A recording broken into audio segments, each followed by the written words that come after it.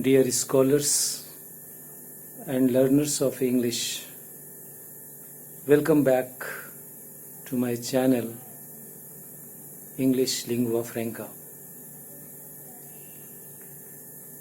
After I bring to you the central idea of the poem Character of a Happy Life, composed by Sir Henry Wotton, today I am going to explain the poem. First of all, I am going to explain the first stanza of the poem.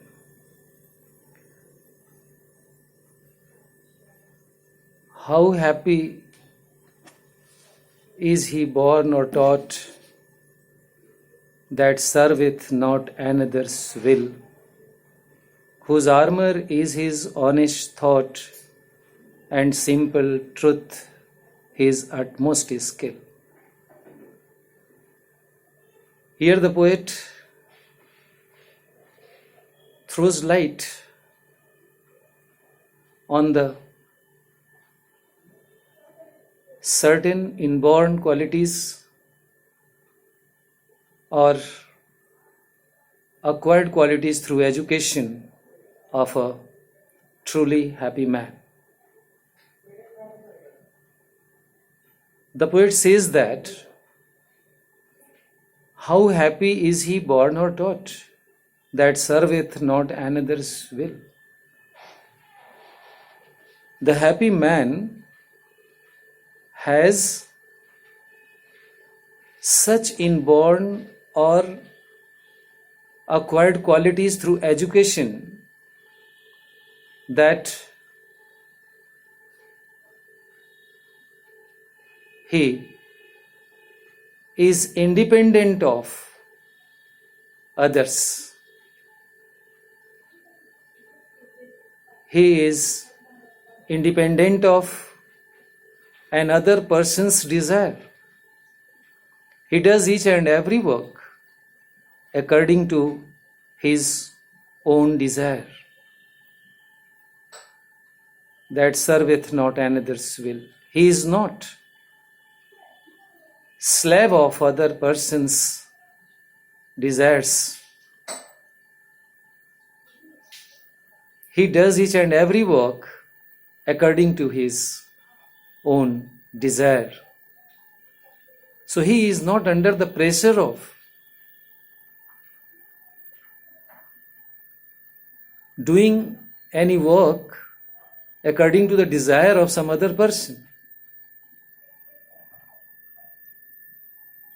He is free of thought. He can think freely and he can do freely. Thereafter he says, the poet says, whose armor is his honest thought.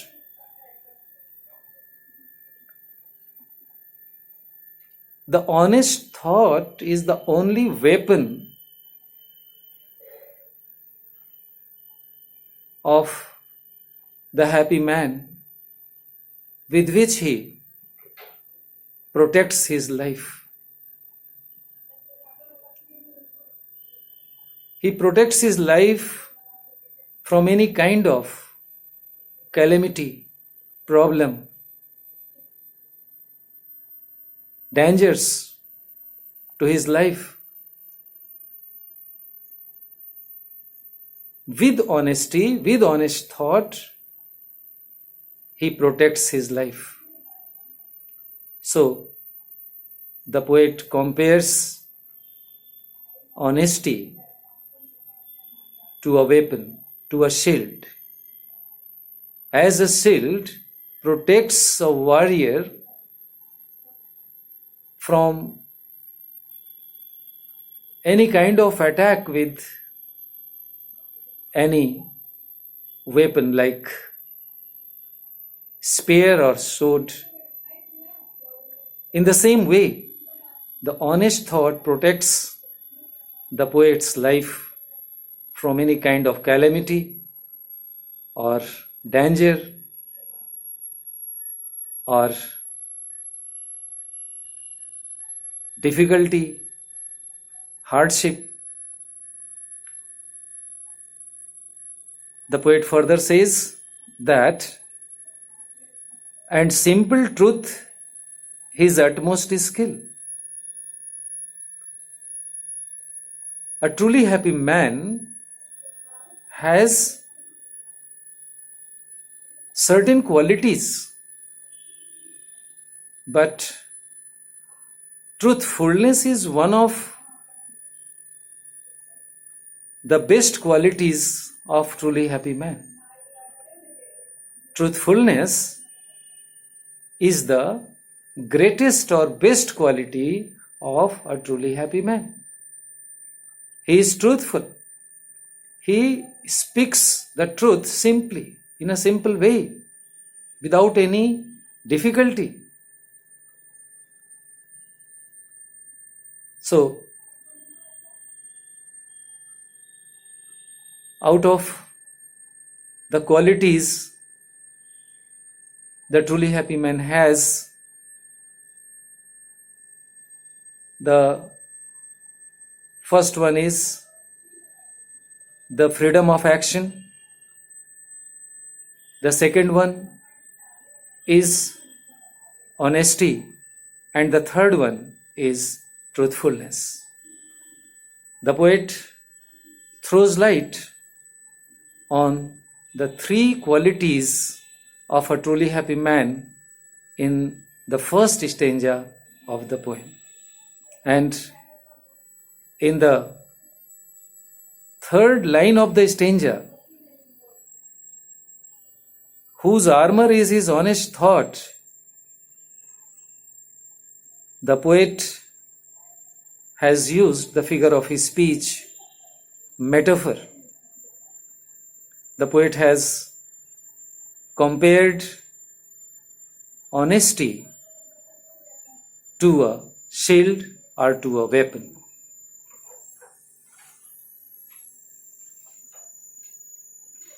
Now, the second stanza, whose passions not his masters are, whose soul is still prepared for death, untied unto the world with care of princely love or vulgar breath. In this stanza, the poet throws light on the next quality of the happy man. He says that the happy man is the master of his burning or strong desires.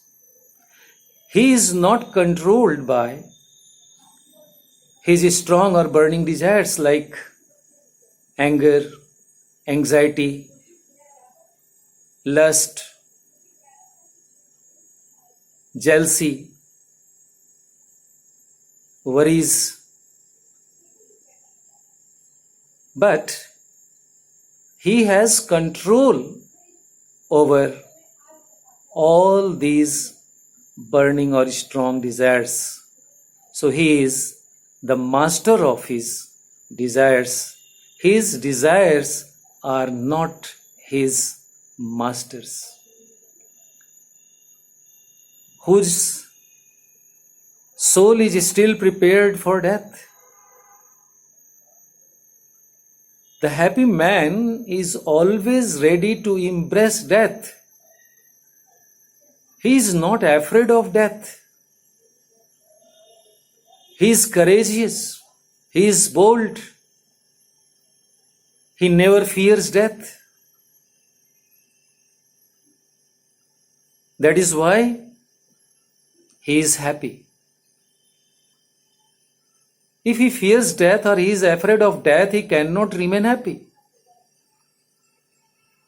He will always have the fear that one day he will die. So he cannot remain happy. That is why he is not afraid of death. He is always ready to embrace death. The third line is, untied unto the world with care of princely love or vulgar breath. The truly happy man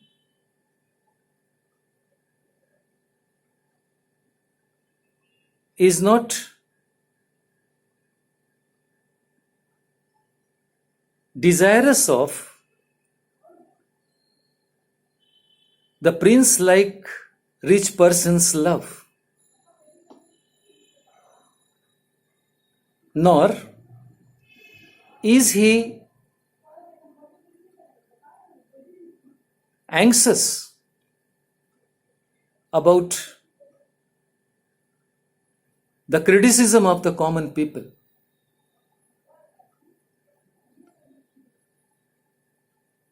He never aspires for a prince-like rich person.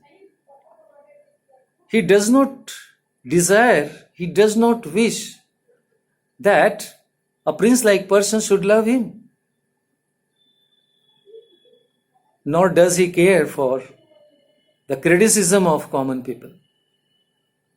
In this way, he remains happy because he is carefree from the love and support of a prince-like rich person and the criticism of common people.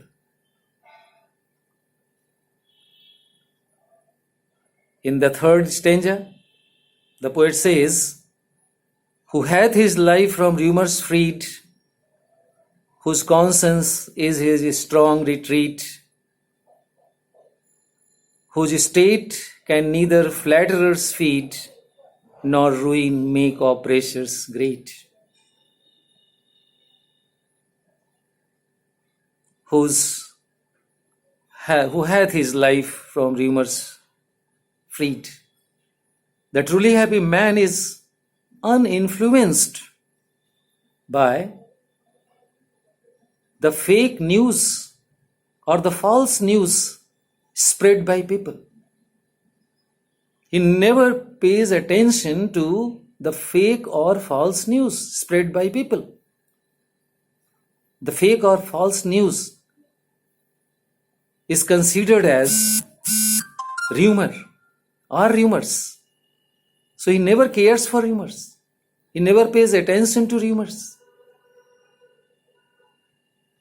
And whose conscience is his strong retreat, strong shelter. His inner soul is the strongly built up shelter in which he takes rest. He lives, he stays. So a truly happy man takes shelter in his conscience. The meaning is that a truly happy man does each and every work at the dictates of his inner soul or conscience. He always listens to the voice of his inner soul or conscience, and according to this, he does his work. Each and every work is done by him at the dictates of his inner soul. He never avoids the voice of inner soul. So, he remains happy. He lives his life happily.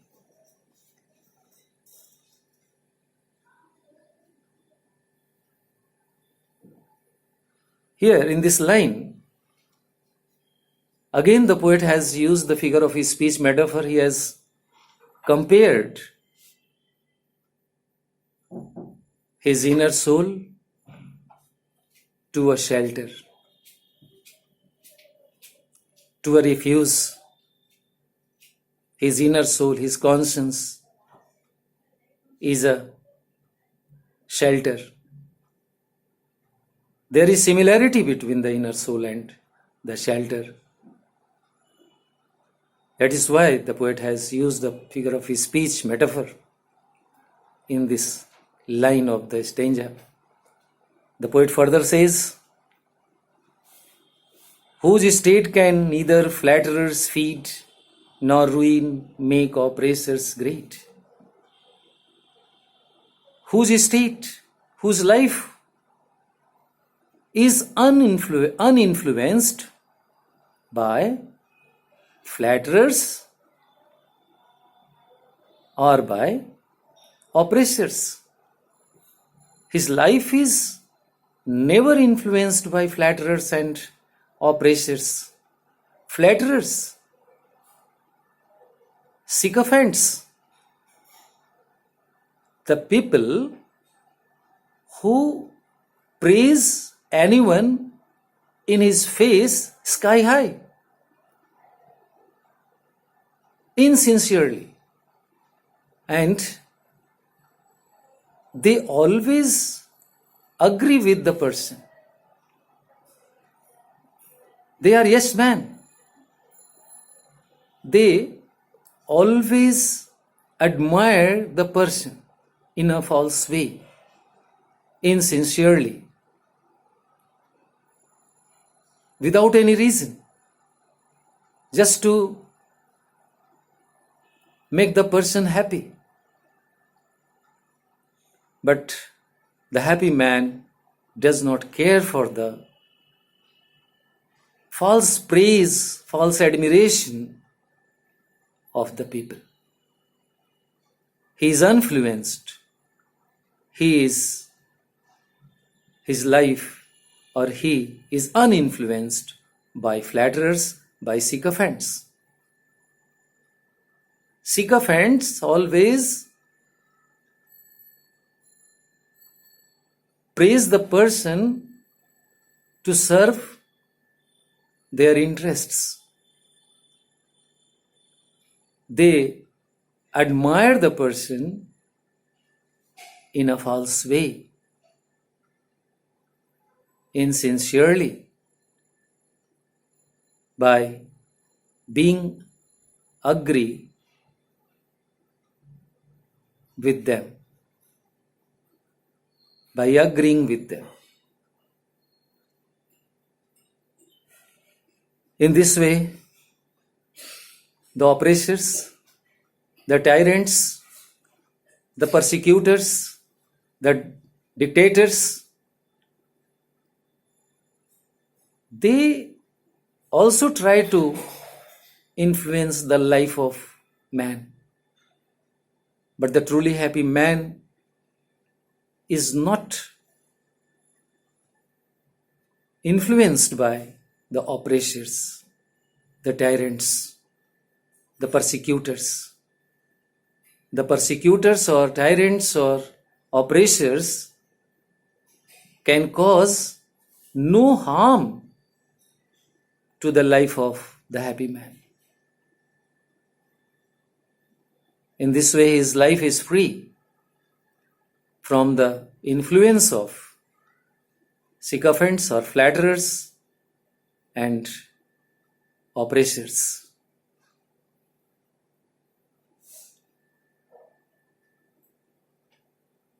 Now, today, I have explained the 3 stanzas of the poem. Later on, I shall explain rest or remaining 3 stanzas of the poem. Thank you very much.